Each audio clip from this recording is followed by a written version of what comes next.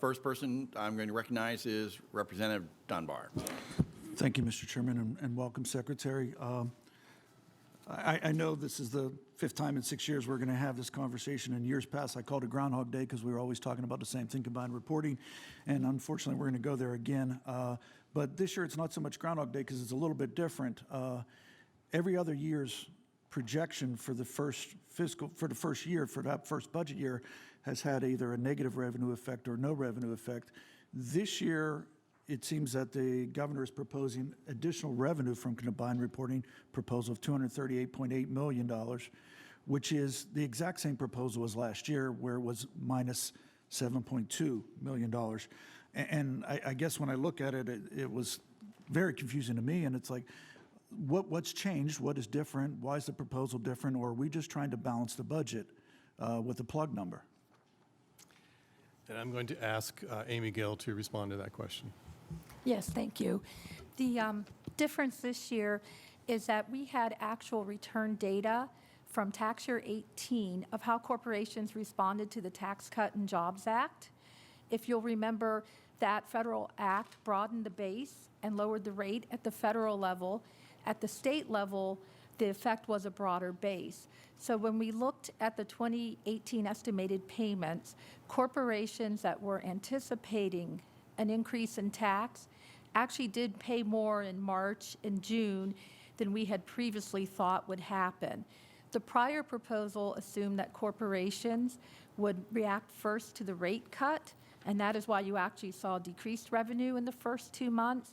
After seeing actual federal return data and how PA corporations reacted to that, we made the assumption that companies that knew their taxes would increase due to combined reporting would begin to increase their estimated payments in March and June of that year. So this is an assumption we didn't make in 15-16. We didn't make it in 17-18. We didn't make it in 18-19. We didn't make it in 19-20. And we're going to make the assumption that corporations are going to remit dollars, estimated tax payments to safe harbor themselves.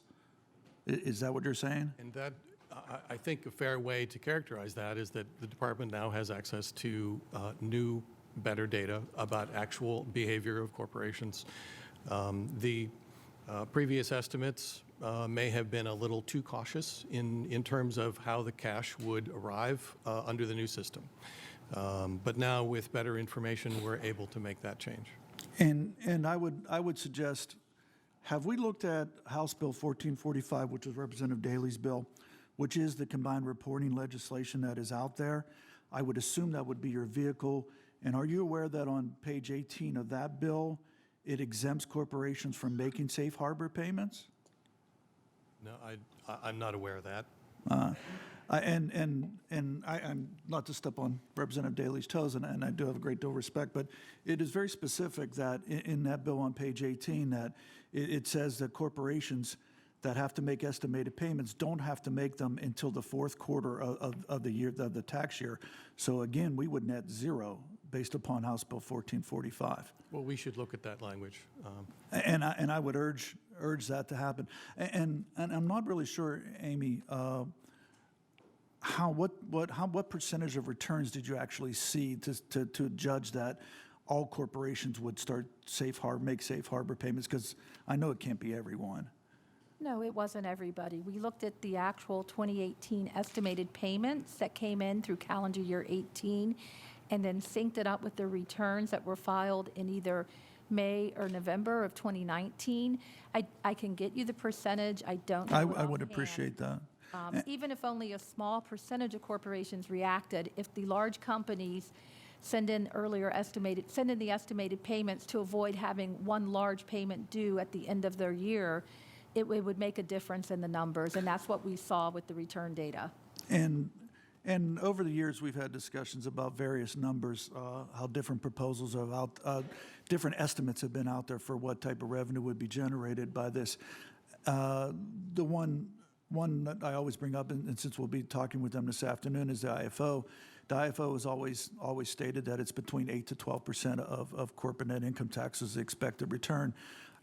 Which is far less than what you're projecting. Have you had any discussions with the IFO about this revenue estimate?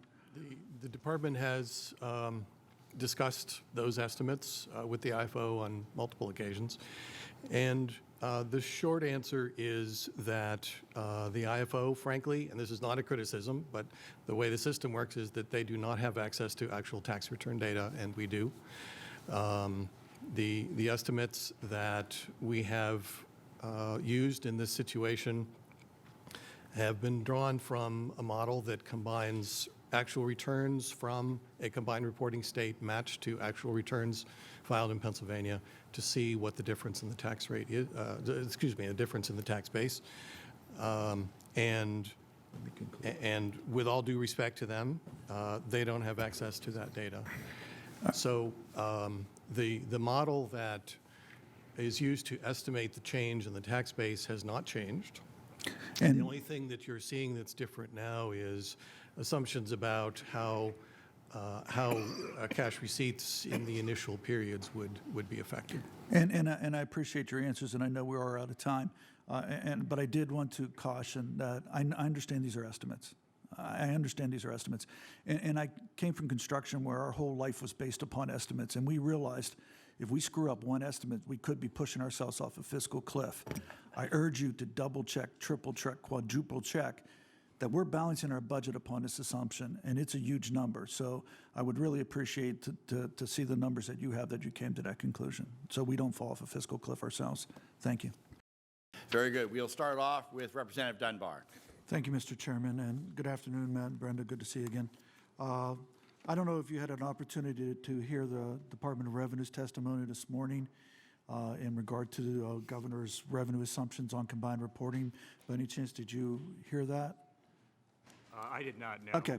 Well, first off, you know, in years past, the revenue assumptions were always zero revenue coming in the first year, which coincided with what the IFO said also. Last year, I believe the IFO had projected a minus $2 million, and revenue had projected a minus 7.2.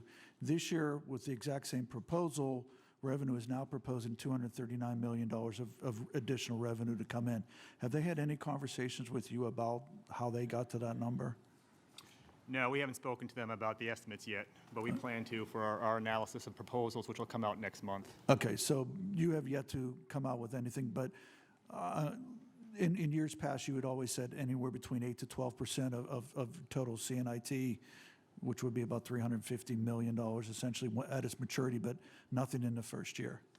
That's correct, and not having seen the language, I'm not sure, but we think it would be largely a wash in the first year.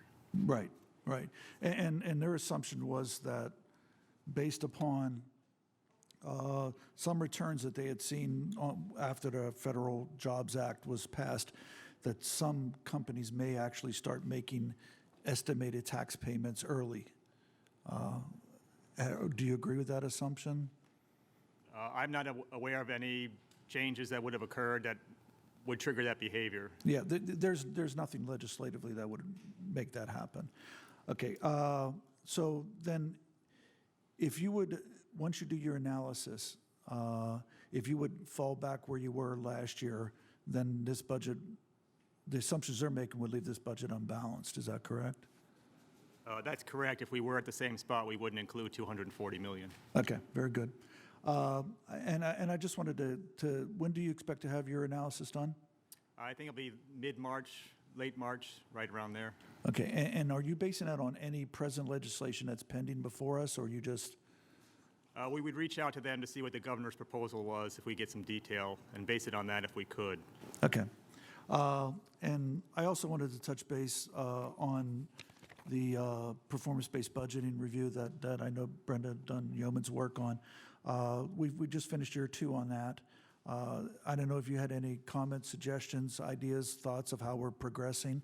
I do know that when Matt was with the board, he had mentioned about maybe doing less detailed, less activities and more detailed work. I don't know what your thoughts were on that, Brenda. Yeah. So we have now 2 years under our belt. We did 5 agencies the first year and 6 agencies the second year. So we do have some lessons learned from the first 2 years. I think in the second year, our focus was on doing more work on the performance measures. We were able to start meeting with agencies earlier. We had more time.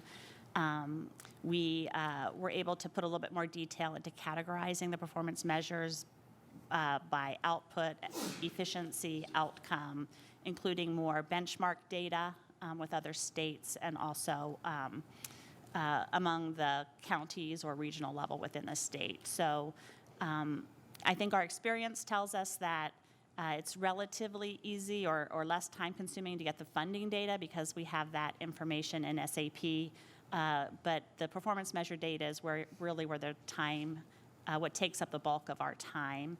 And so we wanted to focus those efforts on the larger activities where there's hopefully more data available when we're working with agencies. And the way this is structured right now is each agency comes up once every 5 years. But there are different measurements that you leave them with that were suggested performance measurements. Do you think that's something that we should be doing on an annual basis and providing that information to decision makers? Or do you think we need some type of legislation to enforce that?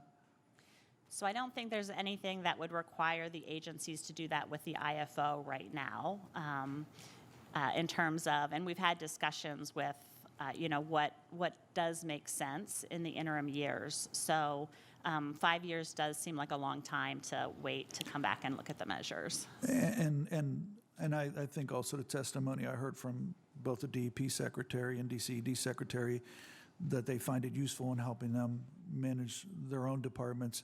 But I think it's only if we continue to do it on an annual basis. So the plan right now is just do it once every 5 years and hope they do it in the interim years? Is that where we're at? I think it's probably going to be up to the budget office and the agencies as well as, what is requested from the legislature. From our perspective, we have our hands full with the next year, so it would be difficult for us to go back and relook at all of the reports on an annual basis. Okay, thank you.